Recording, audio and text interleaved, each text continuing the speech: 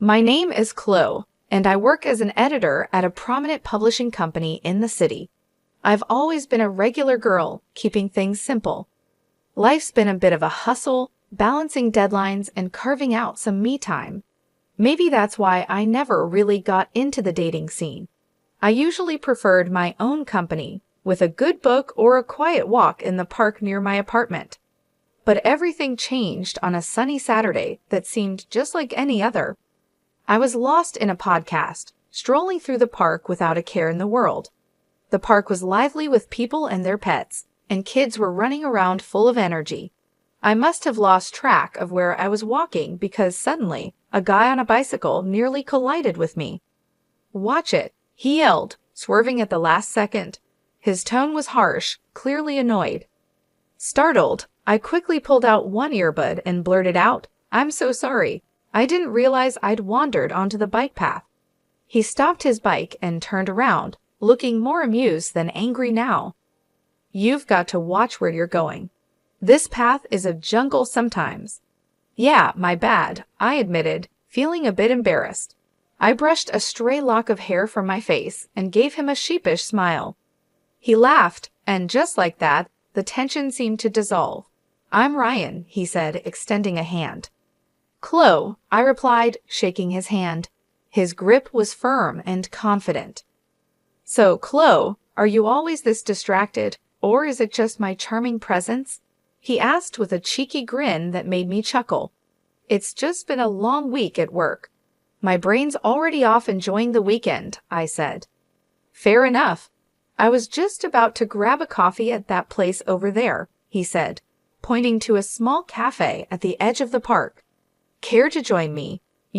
As a peace offering for almost sending me flying." I considered it for a moment. He seemed nice, and honestly, I could use a coffee. Sure, why not? I could use a good coffee and a story to tell.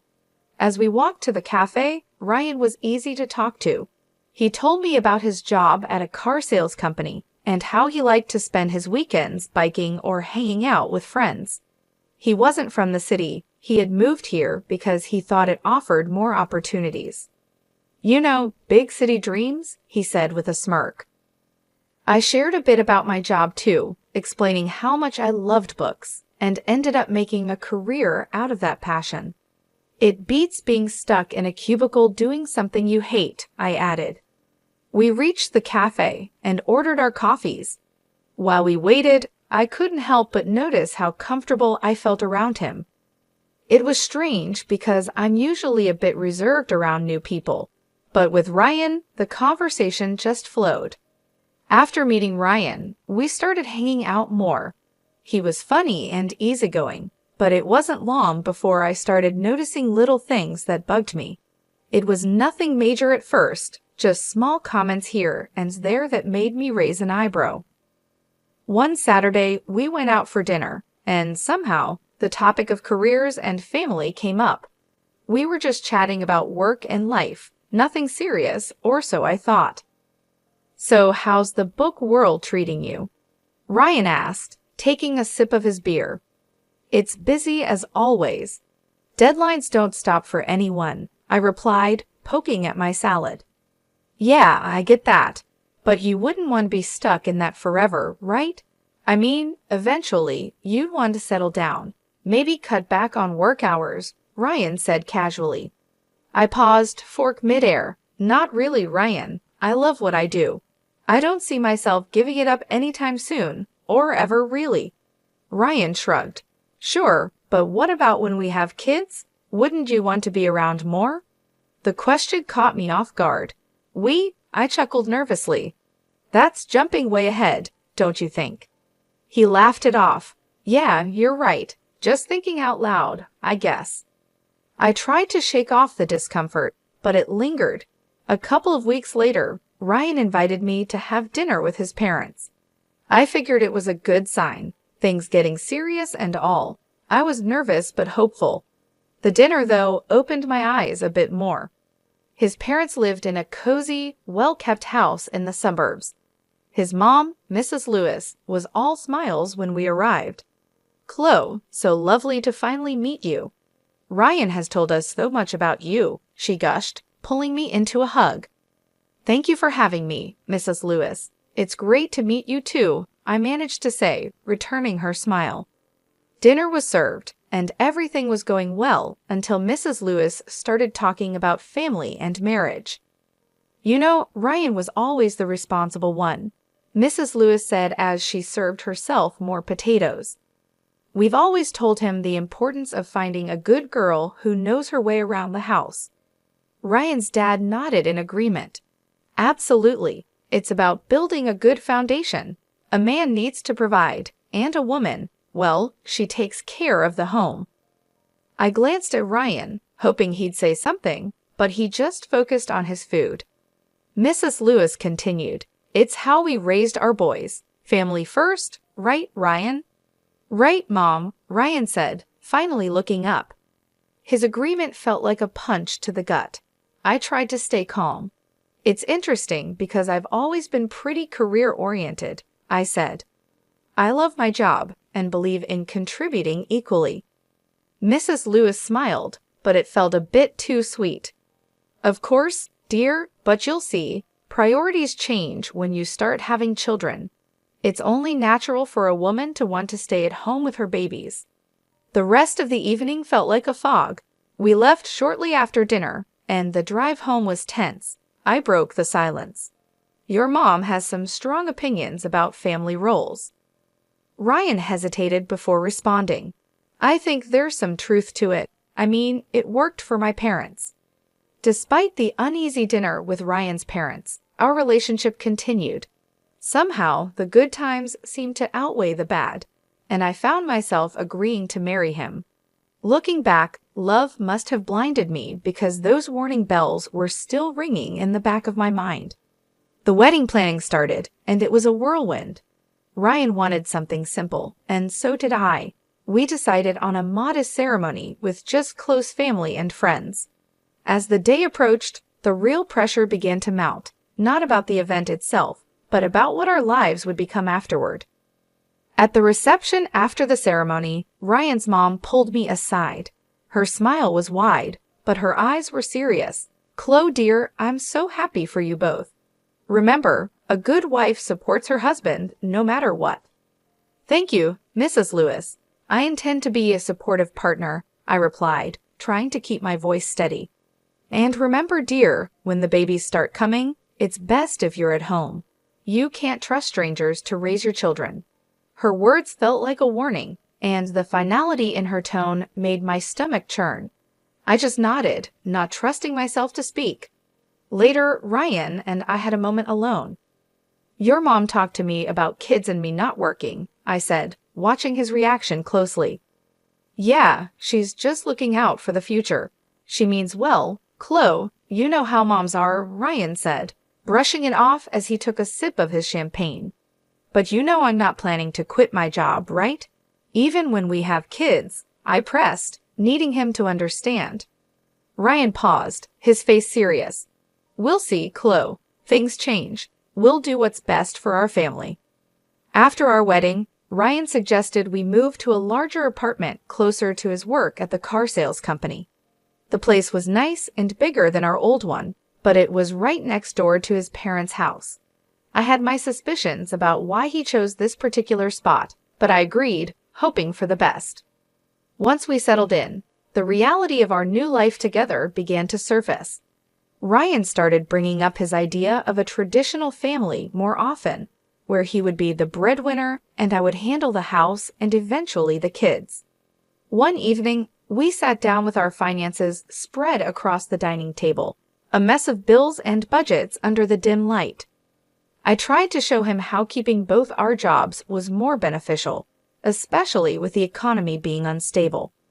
"Look at these numbers, Ryan. With both incomes, we're not just getting by. We're actually saving. It makes no sense for me to quit my job," I said, pointing at the spreadsheet. Ryan shook his head, pushing the papers away slightly. "It's not just about the money, Chloe. It's about having a real family life, you know, like my parents had." I sighed, my frustration growing. "But it's not the past, Ryan. Things are different now. We both need to contribute." He didn't seem convinced. and the discussion ended with a heavy silence. The situation became even more complicated with his mother, Mrs. Lewis, living so close. She dropped by often, unannounced, each visit bringing a new critique about how I was managing our home. One afternoon, I was sorting through work emails when Mrs. Lewis came in without a word. She immediately started inspecting the house, wiping her finger along the bookshelf to check for dust. "Chloe, you really should focus more on keeping a cleaner house. A dusty home isn't a healthy home," she said sharply. I clenched my teeth, trying to stay calm. "I cleaned yesterday, Mrs. Lewis, and I work full-time. It's just a little dust." "That's just it. You work too much. If you were home more, maybe things wouldn't slip through," she countered, moving over to the linen closet and pulling out a sheet to check for signs of improper laundering. I followed her, my hands clenched into fists at my sides. "I manage my time just fine, Mrs. Lewis. Ryan and I are both happy with how things are." She tutted, shaking her head, and moved to the kitchen to scrutinize the contents of our fridge. A woman's place is taking care of her home and her husband. These modern ideas about women needing careers are nonsense. Every comment stung, and I felt my defenses rise. "Maybe that worked for you, but I'm not you. I'm not just going to quit my job to become someone I'm not." When Ryan came home that evening, I tried to explain how suffocating his mother's visits were becoming. He listened, but his response chilled me. "Mom's just trying to help, Chloe. She has a lot of experience running a home. But it's our home, not hers. I need you to stand up for me, for us," I pleaded. Ryan looked torn, but finally said, "She's my mom, Chloe. She means well. We should at least consider her advice." The argument that night was long and painful. We went to bed angry, marking the start of many silent nights.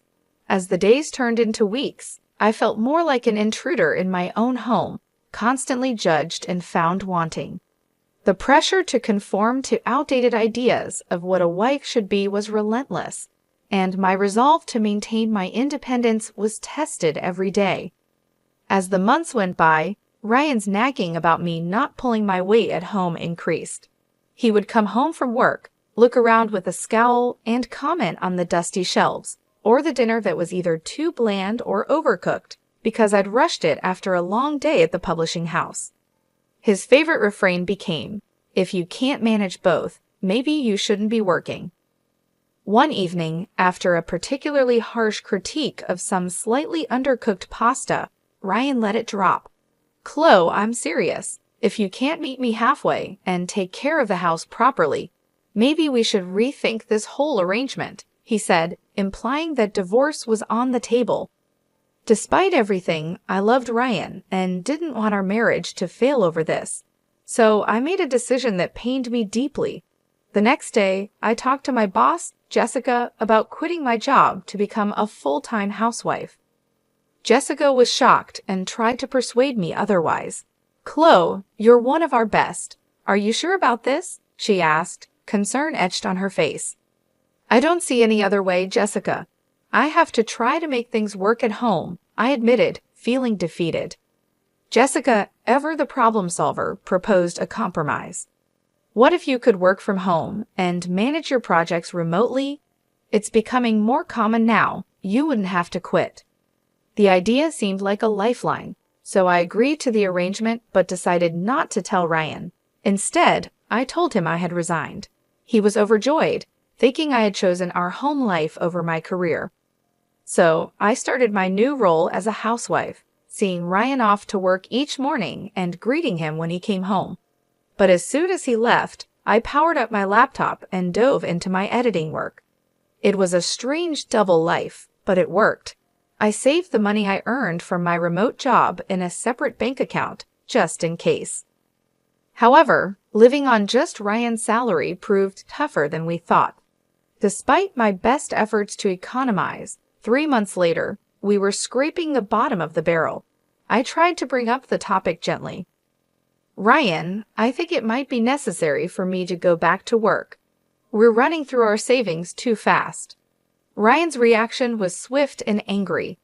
That's because you're spending too much. You need to learn how to save properly, he snapped. I was stunned. I hadn't bought anything for myself in months, and always hunted for the cheapest deals at the supermarket.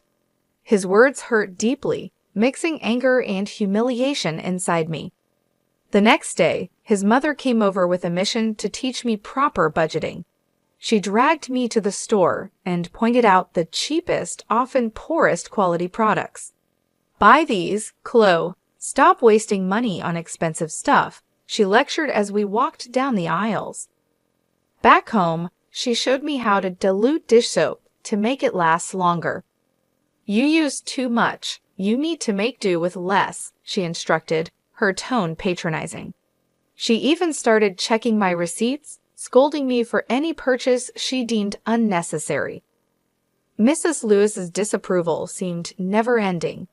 Why are you buying this? Just stick to the basics, she would say, shaking her head in disapproval. Living like this was unbearable. Every day felt more suffocating than the last.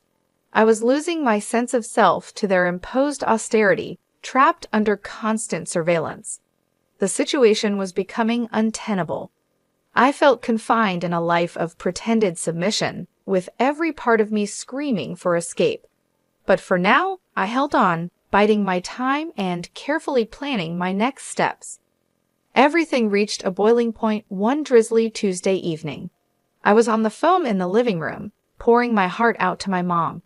I just don't know how much more I can take, Mom.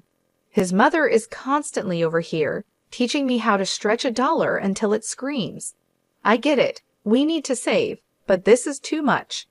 Mom's voice was a mix of concern and anger. Chloe, that's not normal. You need to have a conversation with Ryan about boundaries. It's your home too, not just his or his mother's playground.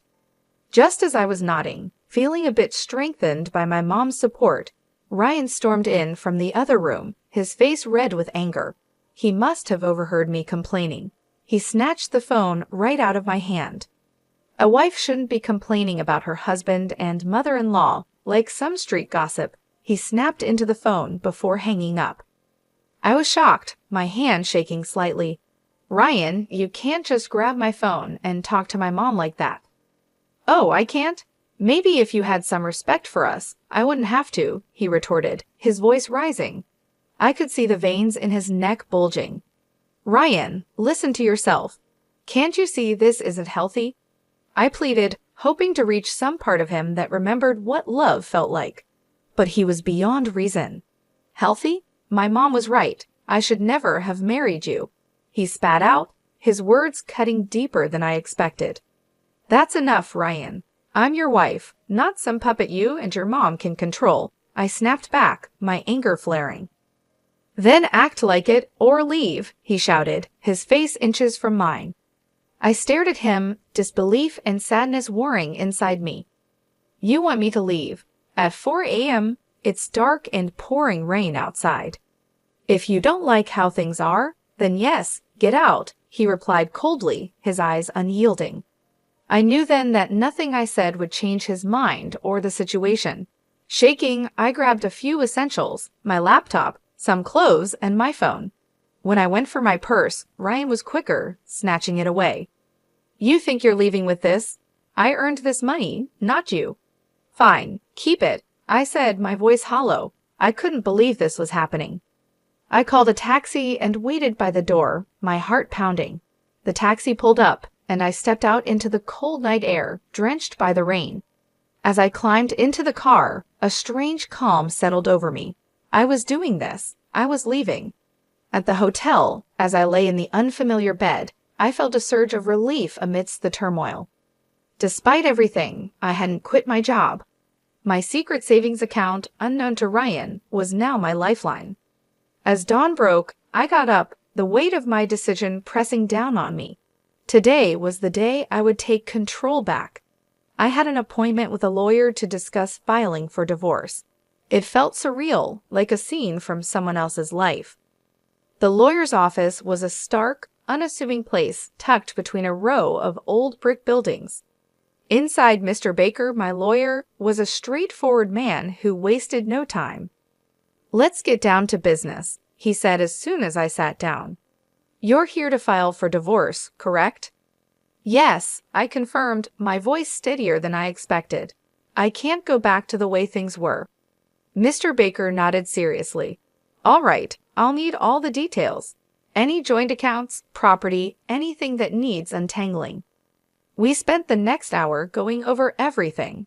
He explained the legal process, what I could expect, and what my rights were. He was thorough, ensuring I understood every step before drawing up the necessary documents. "You'll need to serve these to your husband," he instructed, handing me an envelope sealed with a stamp that felt like the seal on my old life. Armed with the divorce papers, I went back to the apartment I had shared with Ryan. He was still asleep, probably exhausted from the previous night's fallout. The apartment felt different as I packed my things. Every item I tucked away marked the end of another shared chapter. By the time I finished packing, Ryan stirred awake and wandered into the kitchen, his eyes blurry and confused by the sight of my bags piled by the door. "What's going on?" he mumbled, scratching his head. I didn't have much to say. My actions spoke louder than words. Instead of answering, I handed him the envelope. "These are for you," I said, my voice betraying none of the emotions I felt inside. Ryan tore open the envelope, his frown deepening as he read the contents. "Divorce?" He laughed, disbelief coloring his tone. "You think you can just walk out and everything will be all right?" He looked up from the papers, his eyes cold. "Come back when you're ready to apologize, and maybe I'll consider taking you back. But remember, you'll have to listen to my mother from now on." The absurdity of his words almost made me laugh, but I kept it in check. "I'm not coming back, Ryan. I'm done. We're done." Walking out of that apartment, the air felt different, crisper, almost hopeful. I went straight to the new place I had rented days before. It was small but entirely mine, a place where I could start rebuilding. Each step felt heavy but right. A few weeks after moving in, I returned to the office, immersing myself in the whirlwind of publishing deadlines and author meetings. Being around my colleagues again, feeling the familiar rush of approaching deadlines, reignited a spark in me that I thought I had lost. The familiar landscape of texts and typos was more comforting than I had imagined it would be. During this time, I reconnected with old friends, people who had known me long before Ryan. We met for drinks after work and shared meals on weekends. Slowly, I began to feel more like myself than I had in years. The laughter and lighthearted teasing grounded me, and in their company, I rediscovered parts of myself that I had forgotten. A few months into this new phase, I received an unexpected call from Ryan.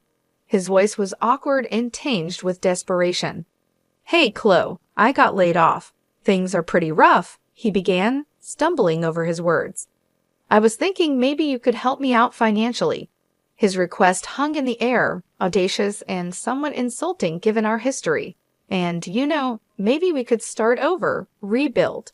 I mean, if you apologize to me and my mom and show some commitment here," he added, his voice trailing off, hopeful yet uncertain. I couldn't help but laugh at the absurdity of his proposal.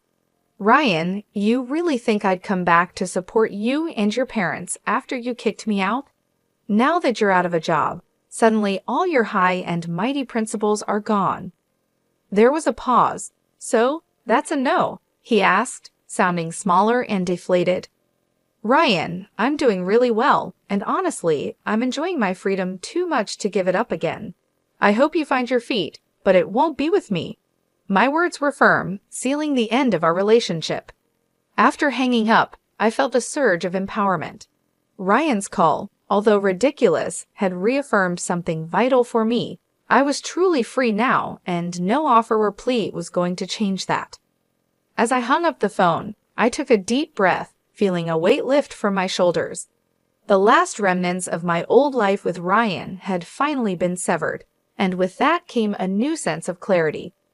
I realized that the struggles I faced weren't just about a failed marriage. They were about rediscovering myself in a world that constantly tried to define me. In the quiet of my new apartment, I began to see the bigger picture. Life wasn't about fitting into someone else's mold or living up to expectations that never aligned with who I truly was. It was about embracing the parts of myself that made me unique, my love for words, my drive for independence, and my refusal to settle for anything less than what I deserved. I poured myself a cup of coffee and sat by the window, watching the city buzz with life. For the first time in a long time, I felt at peace. My career was thriving, my friendships were rekindled, and most importantly, I had learned the value of standing up for myself. I had allowed love to blind me to my own worth, but now, with those lessons behind me, I knew that my future would be different, one where I called the shots. There would be more challenges ahead, no doubt, but I was ready for them. I had survived the storm, and now I could finally enjoy the calm. With every new day, I was reclaiming my life on my own terms, with no compromises. It was a journey of rediscovery and resilience, and I knew I was capable of facing whatever came next. As I finished my coffee, I smiled to myself, knowing that the best chapters of my story were still unwritten, and this time, I would be the sole author of my destiny.